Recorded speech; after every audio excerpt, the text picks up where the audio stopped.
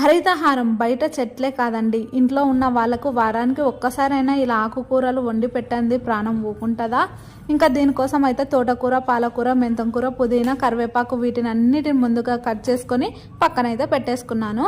తర్వాత బాండి పెట్టుకొని ఆయిల్ వేసేసుకొని ఆనియన్స్ వేగిన తర్వాత అల్లం కూడా వేసేసి పచ్చి వాసన పోయే వరకు బాగా నూనె పైకి తేలే వరకు అయితే పెట్టేసుకోవాలి. తర్వాత వీటిని అన్నిటిని వేసుకోవాలి. ముందుగా కడిగేసి పెట్టుకున్నాం కదా, మధ్య మధ్యలో ఇలా కలుపుకుంటూ ప్లేట్ మూసుకొని మధ్య మధ్యలో అయితే కలిపేసుకొని ఉండాలి. ఎందుకంటే మట్టి వాసన పోయే వరకు, అంటే మట్టి మట్ట అంటాం కదా, అది అంతా నీట్గా పోయే వరకు ఇలా మధ్య మధ్యలో కలుపుకుంటూ నీరు మొత్తం పైకి వచ్చిన తర్వాత కారము, పసుపు, ఉప్పు వేసుకొని బాగా మళ్ళీ ఒక 10-15 నిమిషాలు చిన్న ఫ్లేమ్లో అయితే ఉడికించుకోవాలి. లాస్ట్లో కొంచెం ధనియాల పౌడర్, కరివేపాకు, ఈ కర్రీని అన్నంలోకి కానీ చపాతీలోకి కానీ తింటే ఉంటుందండి. బెల్లం కొట్టిన రాయి ఎంత టేస్టీగా ఉంటుందో అలా ఉంటుందండి. ఉంటాను.